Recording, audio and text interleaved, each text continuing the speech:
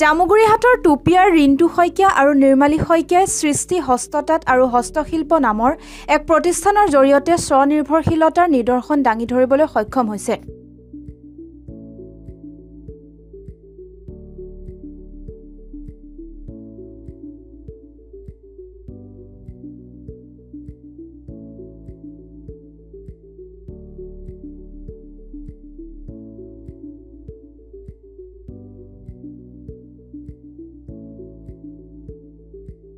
এই হস্তশিল্পৰ জৰিয়তে দুইগৰাকী শিল্পীয়ে বাঁহ কাঠৰ বিভিন্ন সামগ্ৰী তৈয়াৰ কৰাৰ লগতে অসমীয়া জীয়ৰী বোৱাৰীসকলৰ বাবে প্ৰয়োজনীয় আ-অলংকাৰসমূহ বাঁহ আৰু কাঠৰে নিৰ্মাণ কৰিছে।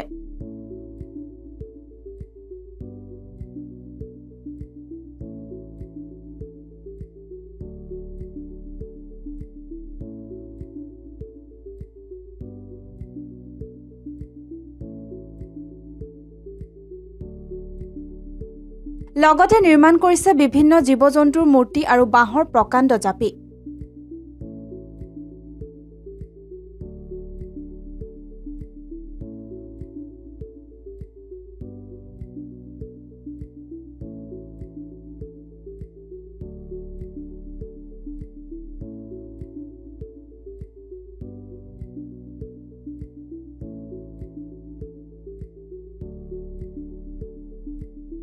শিল্পী ৰিণ্টু শইকীয়াই নিজ প্ৰতিষ্ঠানখনত নিজ হাতে কাম কৰাৰ লগতে পত্নী নিৰ্মালী শইকীয়াই পূৰ্ণ সহযোগিতা আগবঢ়াই আহি বৰ্তমান সময়ত অঞ্চলটোৰ 20 গৰাকীৰো অধিক নিবনুৱা যুৱক-যুৱতী আৰু মহিলাক কৰ্মসংস্থাপন দি পৰিয়াল ভৰণ পোষণৰ পথ মুকলি কৰি দিবলৈ সক্ষম হৈছে।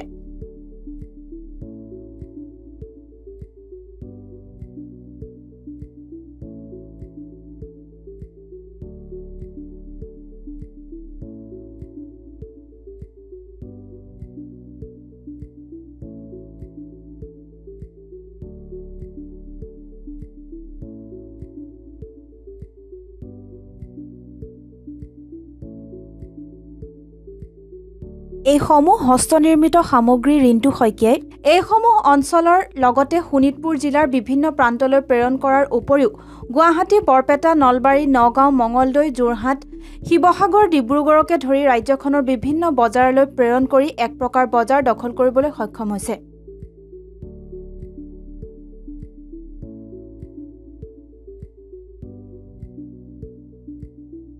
হস্তশিল্প আৰু হস্ততাঁতৰ ইতিমধ্যে গহনা যি অসমীয়াৰ আপোনাৰ যথেষ্ট সমাদৰ লাভ কৰিছে, কি ক'ব, কেনেকুৱা অনুভৱ? অনুভৱটো বহুত ধুনীয়া। মোৰ নাম ৰিণ্টু শইকীয়া আৰু মই সৃষ্টি হস্ততাঁত আৰু হস্তশিল্প নামৰ যি অনুষ্ঠান মোৰ আছে সেই অনুষ্ঠানৰ লগত জড়িত হৈ আছোঁ। প্ৰথম অৱস্থাত মই আমাৰ মিছেছ আৰু মই কাম কৰা আৰম্ভ কৰিছিলোঁ, কিন্তু লাহে লাহে ইয়াৰ যেতিয়া চাহিদা বাঢ়িব ল'লে আমাৰ ওচৰৰ পাজৰে 2-4জন দাদা বাইদেউ শিকাই বুজাই লৈ এতিয়া কামখিনি ষ্টাৰ্ট কৰি আছোঁ আৰু লাহে লাহে মানুহৰ প্ৰায় এতিয়া প্ৰায় 20জনেই হৈ গৈছে মোৰ ইয়াত আৰু কাম কৰি ভাল লাগে। সেইটো কাৰণে তেওঁলোকৰো 2 পইচা পাই আছে, প্লাছ মোৰো ঘৰখন চলি আছে সেই একেটা কামতে, হাতৰ কাম। অসমৰ প্ৰতিখন ডিষ্ট্ৰিক্টৰ পৰা আহে বুলি ক'ব পাৰি। নলবাৰীৰ পৰা বুলি ক'লে নলবাৰী, গুৱাহাটী, এইফালে লখিমপুৰ, ধেমাজি, তিনিচুকীয়া, ডিব্ৰুগড়, যোৰহাট, কাজিৰঙা, আমাৰ তেজপুৰ এইখিনিৰ পৰা অৰ্ডাৰ আহে। প্লাছ আমাৰ ওচৰে পাজৰে যিবিলাক ফাংচন হয় বা কিবা অনুষ্ঠান হয়, অনুষ্ঠানত কিছুমান তেওঁলোকৰ গেষ্ট আহে, গেষ্টক দিবৰ কাৰণে কিছুমান মমেণ্টৰ দৰকাৰ হয়, তেনেকুৱা ধৰণৰ মমেণ্টৰ অৰ্ডাৰ আহে, সেইবিলাক কৰোঁ মই কাম কৰিছোঁ। অসমীয়া যিখিনি বস্তু সেইখিনি ধৰি ৰাখিবৰ কাৰণে যিমান পাৰোঁ চেষ্টা কৰিছোঁ, কিন্তু প্ৰথম অৱস্থাত ইমান ডাঙৰকৈ সপোন দেখা নাছিলোঁ। আমি 2জনেই কৰি আছিলোঁ, কিন্তু লাহে লাহে যেতিয়া চাহিদাটো বাঢ়ি গ'ল আৰু যিহেতু হাতৰ কামৰ বস্তু, গতিকে 2-4জনক মই শিকাই পেলাই কামটো আৰম্ভ কৰিছোঁ। ভাল লাগিছে কাম কৰি। আহ্বান জনা মই তেনেকৈ আহ্বান জনাব পৰা অৱস্থাত নাই বাৰু, তথাপি মই নিজাকৈ চলিছোঁ। আজি বাহিৰৰ দেশত নগৈ পেলাই ঘৰতে কিবা এটা সৰু হাতৰ কাম এটা লৈ পেলাই ঘৰখন চলি আছে। প্ৰত্যেকে তেনেকৈ চলিব পৰা বুলি মোৰ বিশ্বাস আছে। আপোনাৰ প্ৰশিক্ষণ ল'ব বিচাৰিলে আপোনালোকে প্ৰশিক্ষণ দিব পাৰে, ইয়াতো বহুতে আহে। কি এনেই আপোনাৰ ইয়াত পোৱা যায়? ইয়াতে মোৰ তাত বিশেষকৈ জুৱেলাৰী বনোৱা হয়। জুৱেলাৰী বুলি কওঁতে ধৰক অসমীয়া গহনা, যিটো জাপি ছেট, ঢোলবি ছেট, জোনবি ছেট, এই সম্পূৰ্ণ কাঠৰ বনোৱা হয় আৰু তাৰ উপৰি মমেণ্টবিলাক বনোৱা হয়, জাপি বনোৱা হয়, এইখিনি বনোৱা হয়। সেইখিনি মানে কি মমেণ্টত লগা হয়, ৰাইন' হওক, ঢোল হওক, জাপি হওক, আৰু তাৰ উপৰি কিছুমান মেগনেটো বনোৱা হয়, ৰাইন' মেগনেট হওক, হৰ্ণবিলৰ মেগনেট হওক, এইবিলাক বনোৱা হয়। ঠিক আছে, লাগিছে ইয়াত কাম কৰি আমাৰ ভালেই লাগিছে। আমাৰ স্থানীয় ভাইটি উদ্যোগটো সৰু যদিও যথেষ্ট মানুহক তেওঁ সুবিধা দি আছে। বৰ ঢেৰ দিব নোৱাৰিলেও কম বেছি পৰিমাণে তেওঁ ধুনীয়া অন্ততঃ 18-19টামান পৰিয়ালৰ এটা চলাব পৰা সমস্যা সমাধান কৰি আছে আৰু তেওঁ আমাক প্ৰাপ্যখিনি দি আছে আৰু আমাৰো সুবিধা হৈছে কি ঢেৰ দূৰলৈ নগৈ আমি ওচৰতে অন্ততঃ চলাব পৰা উপাৰ্জনৰ এটা পথ পাইছোঁ। কিমান দিন হ'ল আপুনি জড়িত? মই কিন্তু নতুন, মোৰ আজি 6 মাহমানহে হৈছে ইয়ালৈ অহা। তেওঁ খোজ পোজ কৰিলোঁ যে এনেকুৱা তেনেকুৱা কথা, তেতিয়া কৈছে দাদা আহক চাওক কৰক মেলক। তো ময়ো এই ছিনিয়ৰসকলৰ পৰা কিছু সুধি মেলি ল'লোঁ। আপুনি ইয়াৰ পৰা পৰিয়াল পোহপাল দি আছে? পৰিয়াল চলি আছে, এইটো কৰোঁ আৰু অন্যও অকণমান থাকে আৰু ইয়াত এটা চ'ৰ্চততো আজিকালি আৰু নোৱাৰিয়েই। গতিকে ভাল লাগিছে, খুব বেয়া লগা নাই, ধুনীয়া। আমি এটা পৰিয়ালৰ দৰে থাকোঁ গোটেইখিনি।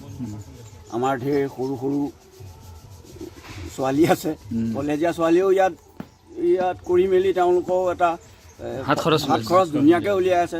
আমাৰ অন্ততঃ 4-6জনীমান কলেজীয়া ছোৱালী আহে, তেওঁলোকে ৰং কৰে, ফুলি জাপি বহু ধৰণৰ ৰং কৰিবলগীয়া হয়তো।